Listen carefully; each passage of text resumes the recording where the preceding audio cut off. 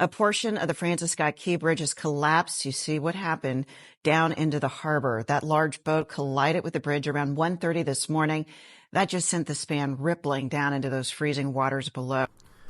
Despite its devastating end of life, the Francis Scott Key Bridge was a feat of engineering. Like any bridge, it's a man-made structure capable of sustaining thousands of kilograms of weight all day long, dozens of meters in the air. This in of itself is impressive. A multidisciplinary team of a people was necessary in its conception. Back to 1972. First of all, as with any bridge, one, if not many, civil engineers are absolutely necessary to its construction. Their job involves designing the structure of the bridge to be able to withstand the elements, the users, and time. They also supervise the fabrication process and address any issues that come up when building. In collaboration with the civil engineers, material engineers analyze the structure and select the most appropriate materials and variations of said materials based on their physical properties. These materials have to be picked based on safety, cost, environmental impact, and potentially even looks. Now, a non-engineering party involved in this engineering project would be an urban planner. When building a bridge, an urban planner needs to make sure the location of the bridge is suitable for the community it serves based on the current and future land use as well as the area's traffic. The size, length, and height of the bridge are also influenced by its location.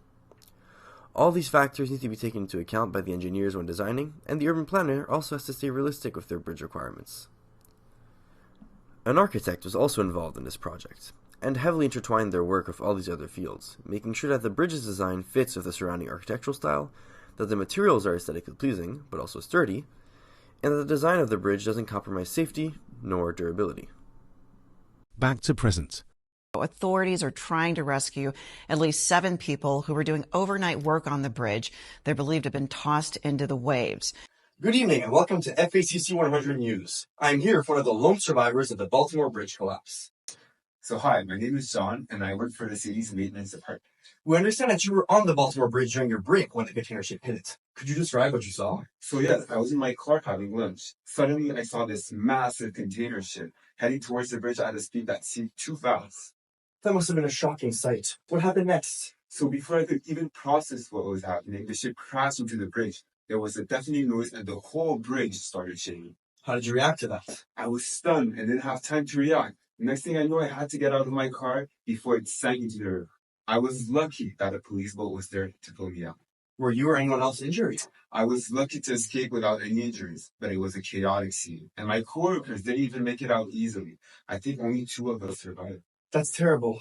How do you feel about the whole incident now? It was a terrifying experience, but I'm just grateful that I'm safe now. Thank you for sharing your experience with us, John. We're glad you're safe. Thank you, and it's a day that I'll never forget. The collapse occurred when the container ship MV Dali lost power and struck one of the support piers of the structure.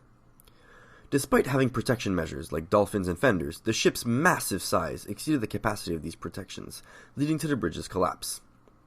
Historical incidents of ship collisions with the bridge highlight the need for better protection measures and improved design rules. These design rules have evolved to consider the largest vessels likely to approach them in the next century, leading to more requirements and protection measures. This collapse emphasizes the importance of adapting said protection measures to evolving ship sizes and characteristics, as well as ongoing maintenance and investment in infrastructure to ensure the safety and functionality and save human lives.